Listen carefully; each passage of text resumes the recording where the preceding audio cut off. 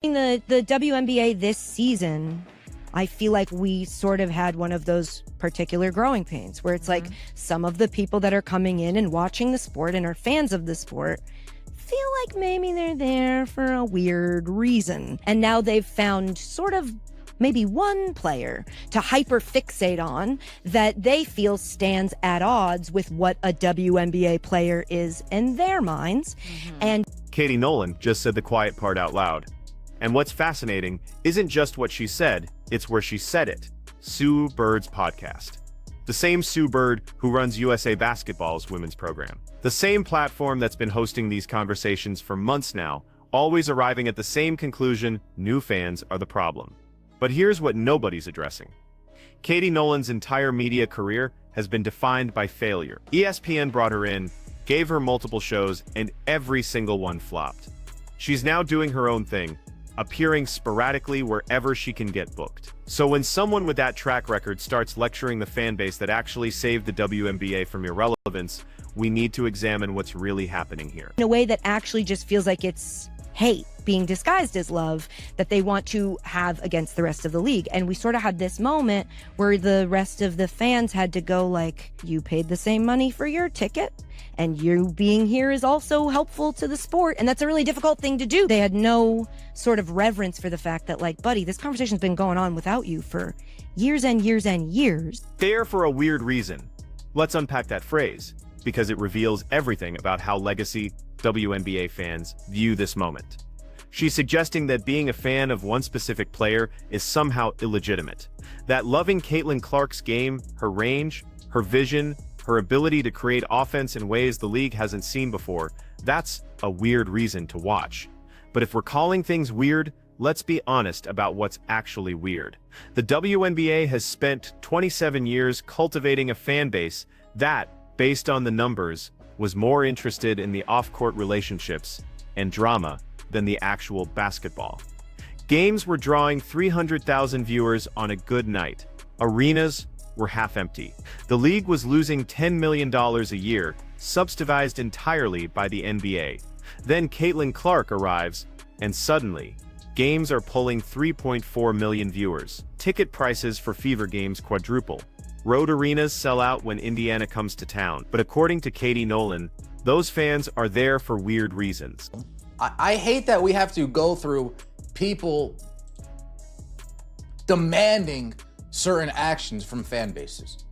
People who have been following the WNBA through their drowning period, feeling better than the newer fans coming in because a certain somebody shined a light on the league, because a certain somebody is heads and shoulders above everything else we've seen in the league, because a certain somebody captivates people's imaginations, a certain somebody elevates above every. Here's the reality check that nobody wants to acknowledge.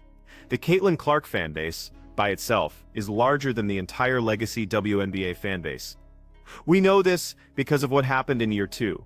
The league added more national television windows, more streaming options, better time slots. They had every structural advantage to build on the momentum from Clark's rookie season. And viewership grew 6%. 6%. That's not the explosive growth you'd expect if the league itself was the draw. That's the number you get when one player's fan base is carrying the entire operation, and without her games specifically, the baseline hasn't actually moved much at all. The Atlanta Dream, the Dallas Wings, the Washington Mystics, their games without Indiana or Iowa involved, still drawing the same sparse crowds they always did.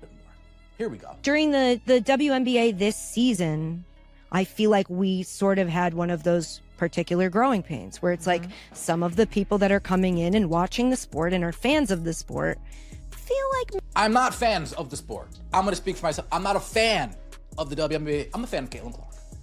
One more time. I'm not a fan of the WNBA. I'm a fan of Caitlin Clark. You call that toxic?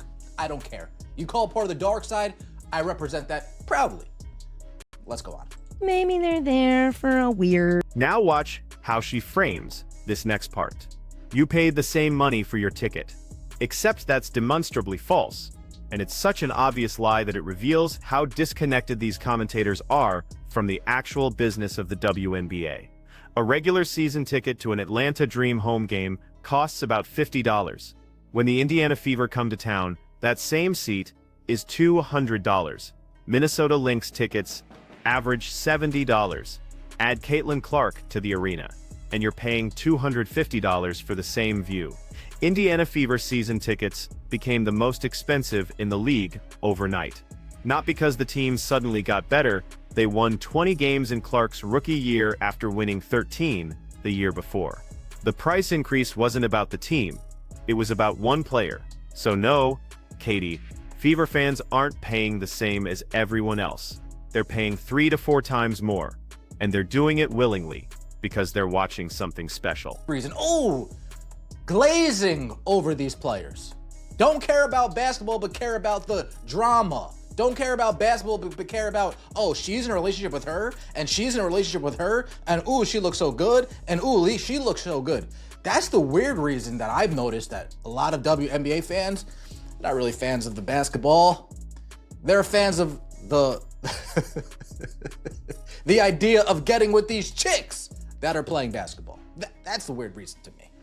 This conversation's been going on without you for years and years. There it is. The gatekeeping distilled into one sentence. This idea that because you suffered through the WNBA's struggling years, you've earned some kind of moral authority over how the sport should be consumed now. But let's talk about those years. From 1997 to 23, the WNBA averaged about 400,000 viewers per game on national television. Attendance hovered around 6,000 per game. The league contracted teams, lost franchises, cycled through television partners who kept relegating games to secondary networks. And during all of that, where was Katie Nolan's passionate WNBA coverage? Where were the think pieces, the dedicated segments, the advocacy for the league? She was at ESPN for years, she had platforms, she had resources, and the WNBA wasn't part of her content strategy. Because it wasn't part of anyone's content strategy. The audience wasn't there. Until Caitlin Clark made the audience appear. We love that player in a way that actually just feels like it's hate being disguised as love that they want to have against the rest of the league. And we sort of had this moment where the rest of the fans had to go like, you paid the same money for your ticket, and you being here is also helpful to the sport. Well, let's be fair here. Indiana Fever fans don't pay the same amount of money for their ticket as other fans do. The ticket price to get to an Indiana Fever game, got news for you. A lot more expensive than getting into a Minnesota. Here's what makes Sue Bird's role in this particularly problematic. She's not just hosting these conversations on her podcast. She's the head of the women's side of USA Basketball. That's an official position with real authority over who represents the country in international competition. And she's platforming, without pushback, the narrative that Caitlin Clark's fan base is toxic, that they're there for the wrong reasons. That their love for one player is actually hate disguised as love. Think about what that means. The person who will have significant input on Olympic roster decisions is co-signing the idea that the player who draws the most fans, sells the most tickets, and generates the most revenue is somehow the center of a problem, not an asset. A problem. Remember the Paris Olympics roster selection? Caitlin Clark was left off the team despite being the biggest draw in women's basketball.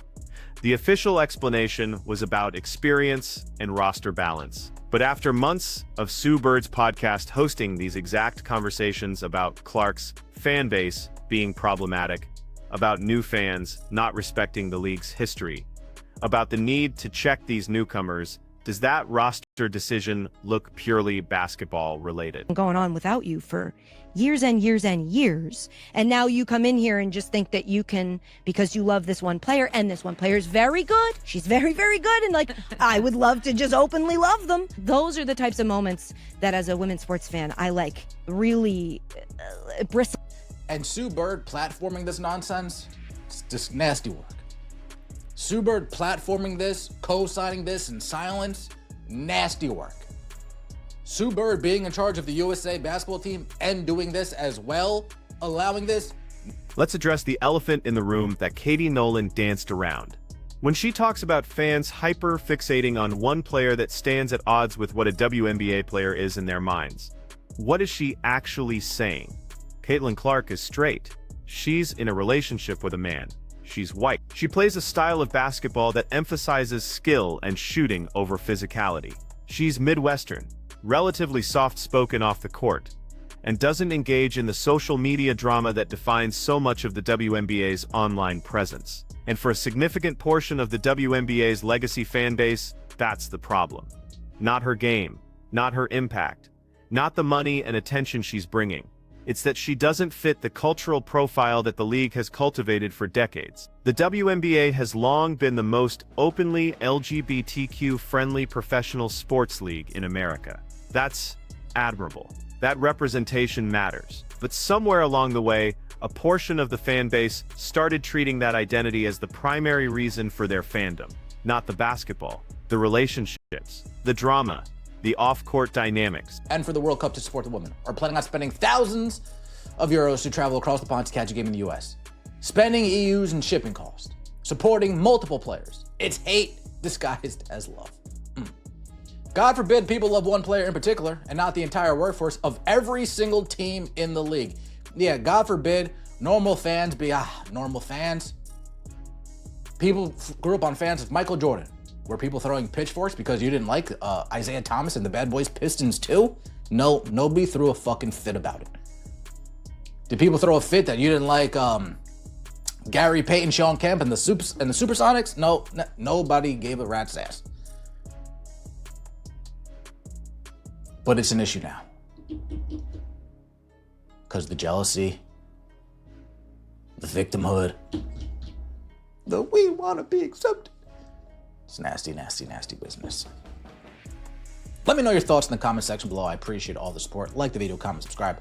See you next time. Here's what makes this entire discourse so frustrating. The WNBA is experiencing unprecedented growth, and the response from people like Katie Nolan is to police how that growth is happening, to demand that new fans prove their worthiness by caring about players they don't naturally gravitate toward. But that's not how fandom works in any other sport.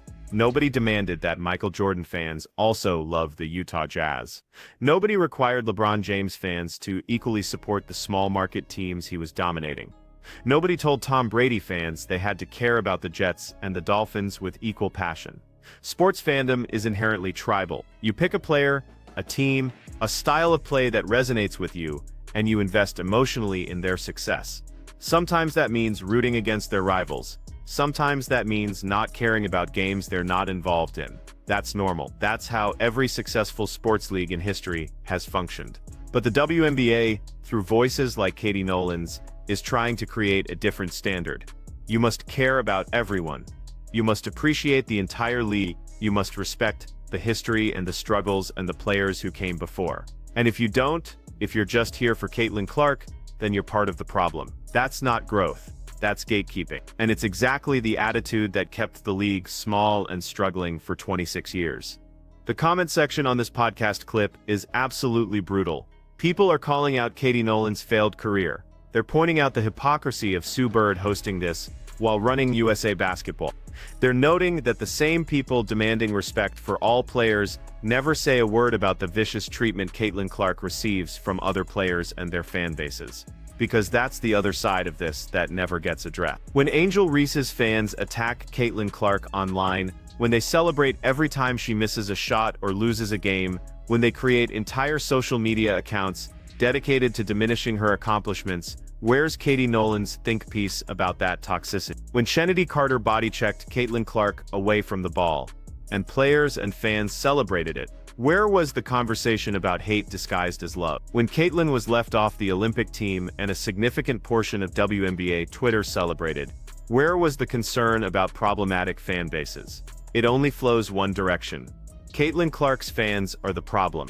Their passion is suspicious, their investment is conditional, their presence is tolerated but not welcomed. And Sue Bird, sitting in her position of authority over USA Basketball, nods along, platforms it, amplifies it, never once pushing back on the premise that the player bringing unprecedented attention to the sport is somehow the center of a controversy, rather than the solution to decades of irrelevance. Here's what's really happening. The WNBA's legacy fan base is experiencing cognitive dissonance. For years, they were told the league's struggles were about sexism, about lack of investment, about media companies not giving women's sports a fair chance. They built their identity around being the loyal supporters who stuck with the league through the hard time. Then Caitlin Clark shows up, and none of those explanations hold up anymore. Media companies are fighting for broadcast rights. Sponsors are lining up, arenas are selling out. The investment is there, the attention is there, the money is there, but it's not there for the league broadly. It's there for one player specifically. And that's threatening to people who built their identity around suffering through the lean years, because it suggests that maybe the league's struggles weren't entirely about external factors. Maybe the product itself wasn't compelling enough. Maybe the players weren't skilled enough. Maybe the style of play wasn't entertaining enough. Caitlin Clark's success forces that uncomfortable reckoning. And rather than embrace it, rather than celebrate that the league finally has a transcendent talent who can carry the sport to new heights, voices like Katie Nolan's want to problematize it. To add asterisk. To suggest that this growth is happening the wrong way, with the wrong kind of fans, for the wrong reasons. But the WNBA doesn't have the luxury of being picky about its fans anymore. The league has never been profitable. It's never been self-sustained. It's existed for 27 years because the NBA subsidizes it. And that subsidy was getting harder to justify with every year of declining attendance and viewership. Caitlin Clark changed that math overnight. Suddenly the WNBA has value. Suddenly there's a business case for expansion, for better television deals, for higher salaries. Not because of the collective, because of one player who's so good, so watchable, so magnetic, that she's dragging the entire league into relevance, whether they want to come along or not. And the response from people like Katie Nolan, platformed by people like Sue Bird, is to lecture the fans who made that possible, to tell them they're doing it wrong, to suggest their fandom is somehow less legitimate than the fandom of people who watched empty arenas for decades. It's counterproductive, and it reveals a fundamental misunderstanding of how sports leagues build sustainable success. So let me be clear about where I stand. I'm not a WNBA fan, I'm a Caitlin Clark fan. I watch her games. I buy her jerseys. I follow her career. And if she retired tomorrow, I probably wouldn't watch another WNBA game. That doesn't make me toxic. That doesn't make me part of a dark side. That makes me a normal sports fan, with specific interests and limited time. And there are millions of people just like me. We're the reason the WNBA is finally viable. We're the reason players are getting salary increases. We're the reason arenas are investing in upgrades, and teams are expanding their staff. Katie Nolan can call that whatever she wants. Sue Bird can platform whoever she wants. But the numbers don't lie. The WNBA needs Caitlin Clark fans a lot more than Caitlin Clark fans need the WNBA. And until the league's gatekeepers figure that out, until they stop treating the sport's savior as a problem to be managed, they're going to keep having these same tired conversations. 2 years in, and we're still talking about whether new fans are worthy. 2 years in, and we're still debating whether loving one player is legitimate. Meanwhile, Caitlin Clark keeps selling out arenas, keeps breaking viewership records, keeps making the business case for why this league deserves to exist. The question is whether the WNBA's establishment will ever appreciate what they have, or whether they'll keep biting the hand that's feeding them until there's nothing left. Drop your thoughts in the comments. Are new fans the problem, or is it the people who keep telling new fans they're not welcome? And if you're tired of this narrative too, hit that subscribe button, because we're going to keep calling out this gatekeeping every single time it shows up.